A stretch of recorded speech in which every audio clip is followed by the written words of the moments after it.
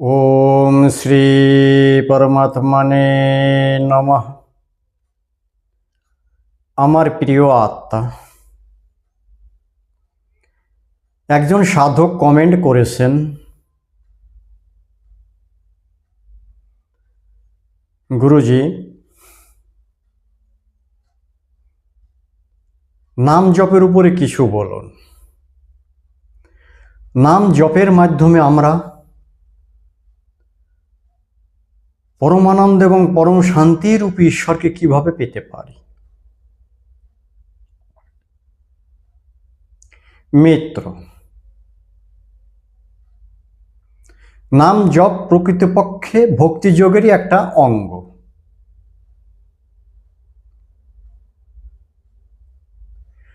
নাম জপের মাধ্যমে আমাদের অন্তঃকরণ শুদ্ধ হয়, সাত্ত্বিক হয়।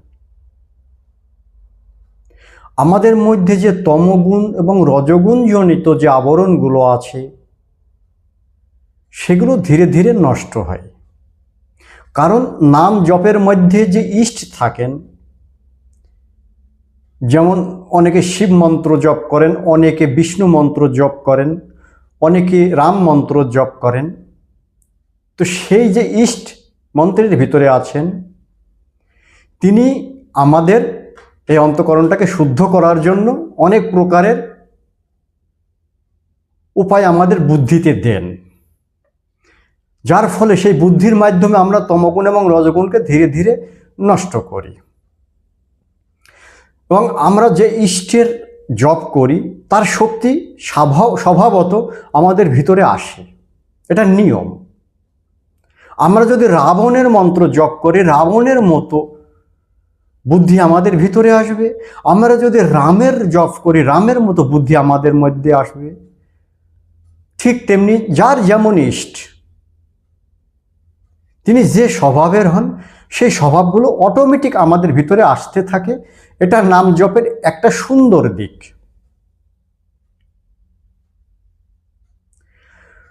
তো নাম জপ যিনি দীক্ষাগুরু তিনি দিয়ে থাকেন।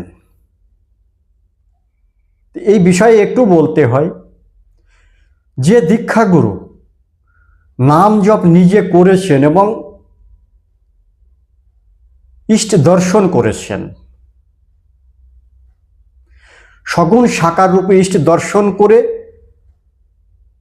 যিনি সেই মন্ত্রকে সিদ্ধ করেছেন, সেই ধরনের গুরু যদি কোনো শিষ্যকে গুরু মন্ত্র দেন, তাহলে কিন্তু সেই মন্ত্রটা খুব তাড়াতাড়ি সেই শিষ্যকে উপকার করে, সেই শিষ্যর সাধনে সহায়ক হয়।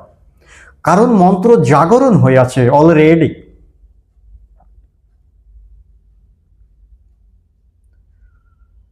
কিন্তু যদি এমনও গুরু হয় যিনি মন্ত্র জপ করছেন, ভক্তি আছে, মন্ত্রের প্রতি শ্রদ্ধা আছে এবং করছেন, কিন্তু এখনো ইষ্ট দর্শন করতে পারেননি, তিনিও গুরু হতে পারেন। তবে সেই ক্ষেত্রে তিনি যাকে মন্ত্র দিবেন, দীক্ষা দিবেন, তাকে একটু বেশি প্রয়াস করতে হয়।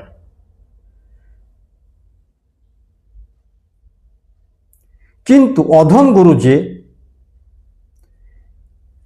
তিনি মন্ত্র জপ কিছুটা করেন, 1 ঘন্টা অথবা 2 ঘন্টা করলেন, তারপর আবার এই মোহ মায়াযুক্ত সংসারের মধ্যে আবদ্ধ হয়ে যান। তিনিও গুরু মন্ত্র পেয়েছেন গুরুর কাছ থেকে, কিন্তু তার প্রতি কোনো প্রেম নাই, শ্রদ্ধা নাই, ভক্তি নাই। ইষ্ট দর্শন বা আত্মজ্ঞান প্রাপ্তি যে করতে হবে, সেদিকে তার বিশেষ কোনো চাহিদা নাই। তার চাহিদা এখনো মায়াতে তিনি আবদ্ধ, মায়ার সুখ নিতে তিনি এখনো পছন্দ করছেন। সেই ধরনের গুরুর কাছে যাওয়া উচিত নয় কোনো সাধককে। তো এই 2 ধরনের গুরু, যিনি ইষ্ট দর্শন করেছেন, তাহলে আমরা কি করে বুঝবো যে গুরু ইষ্ট দর্শন করেছেন? সেটা বোঝার উপায় হচ্ছে, যে গুরুর মধ্যে বিবেক আছে জাগ্রত, যে গুরুর মধ্যে হৃদয় আছে, যার হৃদয়ে প্রেম আছে এবং বিবেক আছে, তিনি মনের আন্ডারে চলেন না, তিনি বিবেক এবং প্রেমের সাথে চলেন। এই ধরনের গুরু কাছ থেকে আমাদেরকে মন্ত্রজপ নেওয়া উচিত। তবে এইখানে মন্ত্রজপ দ্বারা কিভাবে আমরা ইষ্ট দর্শন করতে পারবো, বা নির্গুণ নিরাকার যে পরমানন্দ এবং পরম শান্তি সেই পর্যন্ত যেতে পারবো, সেই বিষয়ে একটু চর্চা করা যাক। গুরুমন্ত্র পাওয়ার পরে সেটা কিন্তু আমাদেরকে জপ করতে হবে। যদি সেই মন্ত্রের প্রতি আমার কোনো শ্রদ্ধা নাও থাকে, তবুও যন্ত্রবৎ আমাদেরকে চালু রাখতে হবে। যেহেতু মন্ত্র জপ করতে করতে ঈশ্বরীয় শক্তি আমাদের মধ্যে আসবে, তাই আমাদেরকে একটু সময় দিতে হবে সেই ঈশ্বরের শক্তিটা যেন আমরা আমাদের ভিতরে, ঈশ্বর আমাদের ভিতরে সেই শক্তিটা পাঠান, তার জন্য আমাদেরকে একটু ধৈর্য ধারণ করতে হবে। কারণ ঈশ্বর আমাদের পরীক্ষা করবেন যে আমরা তার প্রতি কতটা সমর্পিত, কতটা বিশ্বাস রাখি, এবং প্রকৃতপক্ষে কি আমি ঈশ্বরীয় তত্ত্বকে জানতে আগ্রহী, তিনি সেটা প্রথমে বিচার করবেন। যদি তিনি মনে করবেন না সাধক ঈশ্বর প্রাপ্তি করার জন্য প্রস্তুত, আনন্দ এবং শান্তিটা পাওয়ার জন্য তিনি প্রচেষ্টারত, তখন কিন্তু ঈশ্বর তার শক্তিটা ধীরে ধীরে দিতে থাকবেন এবং বুদ্ধিযোগ দিতে থাকবেন। গীতাতে বলেছেন, যে ব্যক্তি আমার প্রতি সমর্পিত, আমার কথা অনুযায়ী চলছেন, আমার জপ করছেন, আমার ধ্যান করছেন, তাকে আমি বুদ্ধিরূপী যোগ দিই, যার মাধ্যমে সেই জীবাত্মা ভালো এবং মন্দের বিচার করে, মন্দগুলো ত্যাগ করে ভালোগুলো গ্রহণ করে সে ধীরে ধীরে মুক্তির মার্গের দিকে অগ্রসর হয় এবং অবশেষে সদ্গুরু প্রাপ্ত হয়ে তিনি মুক্ত হন, জীবন মুক্ত হন। সদ্গুরু অবশ্যই প্রয়োজন, শেষ পরিণতি সদ্গুরুই কিন্তু করাবেন সাধককে। সেই মূল লক্ষ্যে নিয়ে যাওয়ার পুরো দায়িত্ব সদ্গুরুই নেবেন। কিন্তু যতক্ষণ আমরা সদ্গুরু না পাই, সদ্গুরুর কৃপা না পাই, ততক্ষণ আমাদের এই জপটাকে চালিয়ে যেতে হবে, শ্রদ্ধা থাক বা না থাক। আমরা কন্টিনিউয়াস করতে থাকবো, কাজ করব তবুও জপ চলবে। আমরা যতক্ষণ জাগরণের মধ্যে থাকবো ততক্ষণ আমরা জপ চালিয়ে যাব। এর ফলে কি হবে, ধীরে ধীরে আমাদের ভিতরে শ্রদ্ধা ভাবটা উৎপন্ন করবে, ভগবান নিজেই করবেন এটা।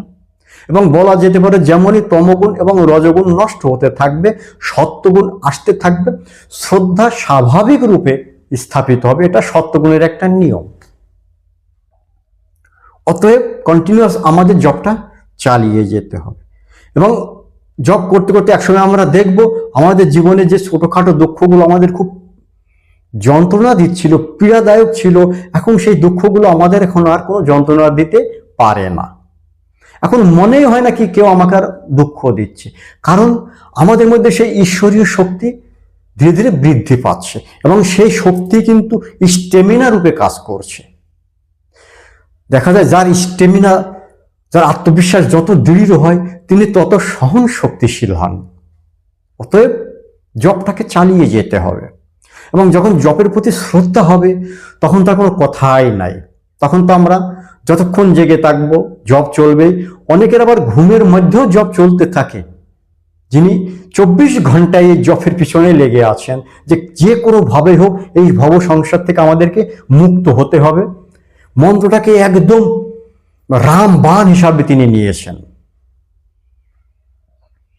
তখন কি হবে, যদি মন্ত্র জপের মধ্যেও চলতে থাকে, 24 ঘন্টা অনবরত চলে, তখন ইষ্ট আমাদের দর্শন দিয়ে আমাদের হৃদয়ে আসন গ্রহণ করেন। তখন আমাদের আর বাইরের কোনো গুরুর প্রয়োজন হয় না। তখন গুরু হৃদয়ে বসে, সেই ইষ্ট নিজে গুরুরূপে হৃদয়ে বসে আমাদেরকে রাস্তা দেখান এবং মূল লক্ষ্য পর্যন্ত পৌঁছিয়ে দেন। তখন তার দায়িত্ব হয়ে গেল। বলে ভগবান, যে করে আমার আশ, আমি প্রথমে তার করি সর্বনাশ। তবু না ছাড়ে যে আমার আশ, আমি হই তার দাসের দাস। প্রথমে তো পরীক্ষা নেবে, প্রথমে অনেক কষ্ট দেবে, অনেক তোমার জীবনে দুঃখ আসবে। যদি তুমি অবিচল থাকো, তুমি প্রথমে যদি এটা জেনে নাও ভগবান আমার পরীক্ষা নিচ্ছেন, নিক, তাহলে কিন্তু তোমার আর সমস্যা নাই। যখনই সেই ভগবান আবার তোমার হৃদয়ে আসবেন, তখন তিনি গুরুরূপে কাজ করবেন। কিন্তু যদি এতটা ভক্তি না থাকে, তখন কিন্তু ভগবান কি করবেন, একজন সদ্গুরুকে আমাদের কাছে পাঠিয়ে দেবেন। কারণ ভগবানকে আমি হৃদয়ে বসাবো এতটা সামর্থ্য আমাদের মধ্যে কিন্তু নাই। তখন সদ্গুরু এসে আমাদের বাকি কাজটা করিয়ে দেবেন। সদ্গুরু স্বয়ং জীবন মুক্ত। আগের ভিডিওতে আমি বলেছি যে সদ্গুরু কে হন, সেই ভিডিও একটু দেখে নিও, তাহলে আরো তোমরা সুন্দরভাবে বুঝতে পারবে। তো যখন এই জপ করতে করতে আমরা আনন্দের জগতে প্রবেশ করব, তখন আমরা জপটাকে কমিয়ে দেব, দিয়ে ওই আনন্দের সঙ্গে থাকবো, ওই আনন্দের সঙ্গে একীভূত হতে থাকবো। আনন্দটা যত বাড়বে জপ কিন্তু তত কমিয়ে দিতে হবে। যখন আনন্দ থাকবে তখন জপ করতে হবে না, শান্তভাবে সেই আনন্দটাকে উপভোগ করতে হবে। আবার মন যখন বিক্ষিপ্ত হবে, এদিক ওদিক যেতে চাবে, তখন আবার জপে চলে আসতে হবে।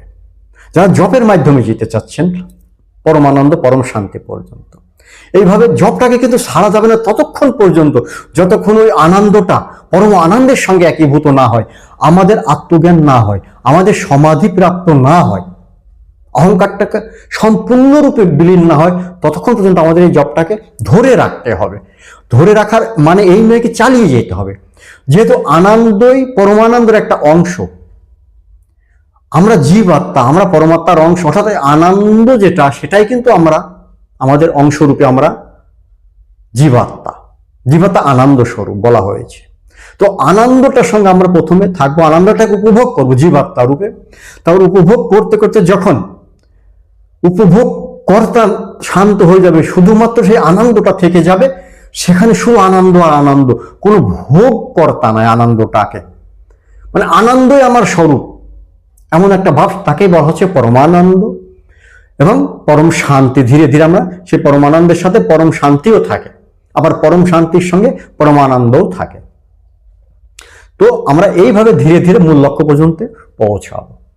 তো আমি চেষ্টা করলাম তোমাদেরকে মন্ত্র জপের মাধ্যমে কি করে ইষ্ট দর্শন হয় এবং নির্গুণ নিরাকার যে মুক্ত স্বরূপ, জীবন মুক্ত স্বরূপ পরমাত্মার তত্ত্ব প্রাপ্ত হতে পারে, তার বিষয়ে একটু চর্চা করা হলো। যাদের ভালো লাগবে তারা একটু এই ভিডিওটাকে লাইক শেয়ার করে দেবে, যাতে এই ভিডিওর মাধ্যমে অনেকে উপকৃত পায়। জয় গুরু, ওম শান্তি।